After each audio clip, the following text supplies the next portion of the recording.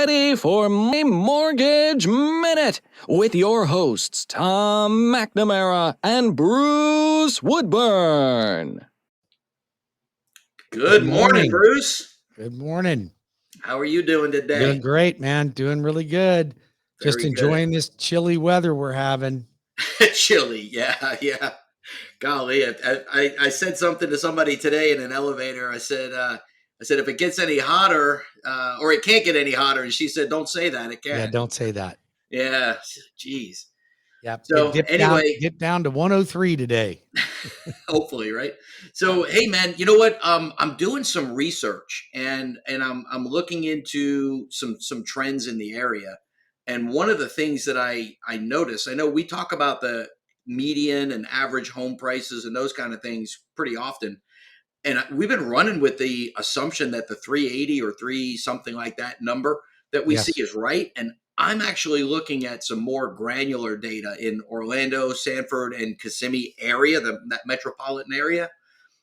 Our median sales price is 441 this in June. That's a June number, which is a much higher number than we typically would be telling people it is, because we typically look at a broader area, right? And that would cover what from north to down up into Lake County, down into Osceola County, over into Volusia County. So those outskirt areas, they have a lot of lower priced homes that bring that median down, right?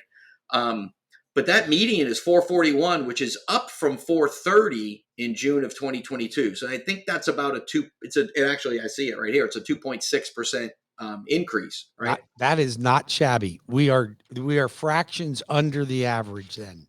Yeah. And I mean, and you know, this is in an environment with rising interest rates. So I can't imagine if the interest rates didn't keep going up. Well, they're going to keep going up, but when they do come down, wait till you see the storm then.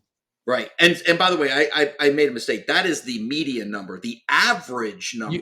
I think you said median. Did I say median? Yeah. The average number is actually 538.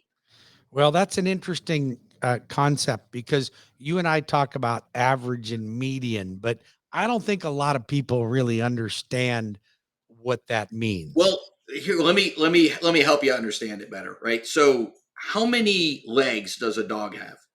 4. Well, that's actually the median number of legs. That is the average. The average number of legs is a little less than that. It's a little less. It might be 3.5, maybe 3. Somewhere between 3.5 and 3.9. You know, somewhere around there, right? Because there's some dogs with somewhere south of 4. Somewhere south of 4. There's very few with more than 4. So yeah. You know, that's kind of the median that average. That describes the difference between an average and a median. Hopefully that helps people understand the difference. But the average price is higher. Well, I will tell you, my sister-in-law has 2 dogs and they both have 3 legs. So she's skewing the bell curve off horribly. It depends on your sample size, right? So, but most of the time the average is going to be lower than the median, right? And in this case, the average is higher. And what that tells me is the average, we're selling a lot more higher end houses that's skewing the average up, right? So, or I should say a lot of houses that are much higher. $1 million, okay, great. But there's a lot of 2 and 3 and 5 and $10 million houses. It's fascinating to me how many homes that I'm financing today that are north of $650,000. Oh yeah. Like it used to be $1 million house was like, I got one of them a year, 2 a year. Right. And now it's like, I'll get a couple of those a month. Right. It's crazy. And I don't know if that's a good thing or not. I really don't, but it's good for me if I own $1 million house that used to be 500,000. So if you're in the game of owning real estate, you love it. If you're not in the game, you hate it. Now, here's another stat. Now, again, this is just the Orlando MSA area, right? June of 2022, houses were selling for 100% of list price. Whatever they listed for, they sold for, right? On average. Right.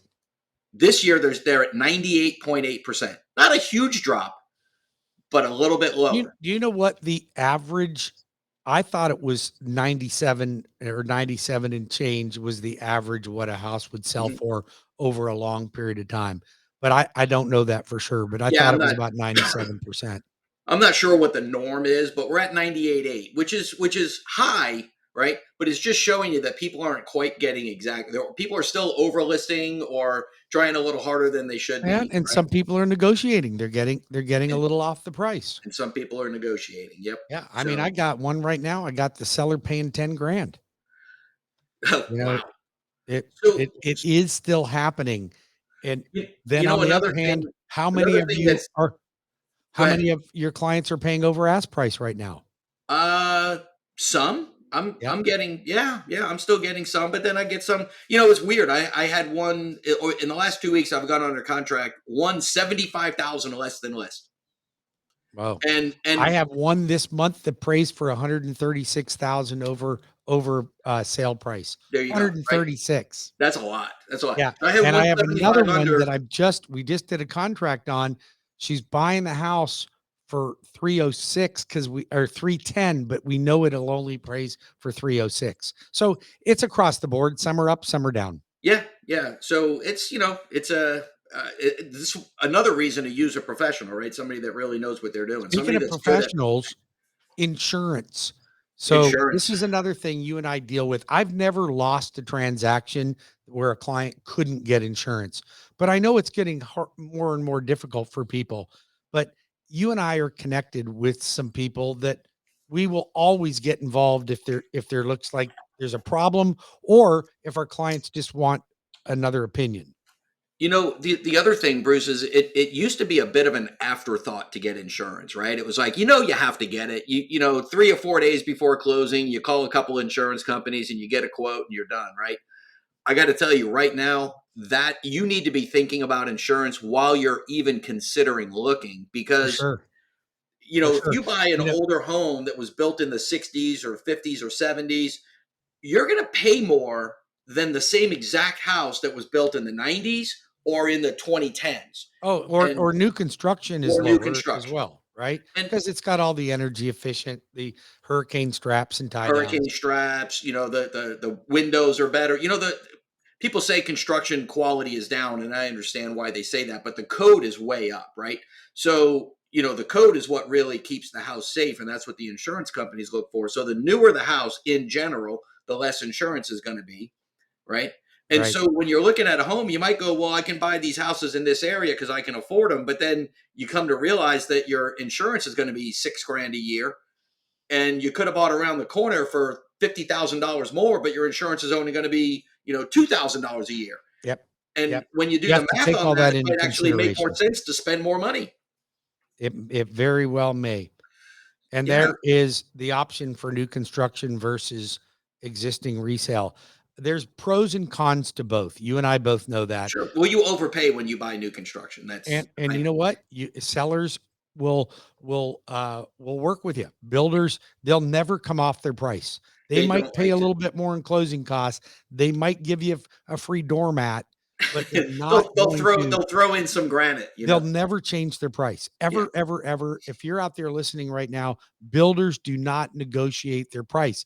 And the reason is that if they do it for you, they kill their next transactions for the appraised value. Well, So and they they're not make going to do everybody it. else mad. Yeah. So, yeah, Yeah. I know that's. So hometown heroes, let's just wrap that up. Oh They're almost yeah, out of yeah. money now. Out of money? They're not yet, but they're almost out of money. Oh man. They're getting down. There's less than 20 million, I think, right now. Well, hopefully, I get some of mine to find homes. We're Yeah, we're I've we're got still several people pre-approved out there. They're just not under contract yet. we But by just God, they better do it. They better we do can't it we fast. can't seem to find homes. Listings are down. That's another stat. Listings are down 30% year over year. 30%. Okay, but closings are only down 10%. Well, that just tells you that the people with the 3% interest rate don't want to cut loose of their house. They don't want to cut loose of their house, and just about everything that gets listed gets sold. I'll So tell you a smarter thing than not cutting loose of your house is keep the doggone house, go buy another one, rent the one you have out for 3% because you'll never get an investor transaction at a 3% interest rate. So you got a built-in rental property for the rest of your life that you never absolutely. have to refinance. Absolutely. Speaking of that, we should do another leapfrog. The last one was fantastic. Let's set up another class. I'll do it. All right, man. Have a All great right. week. Yeah, you too, man. Talk to you later. See ya.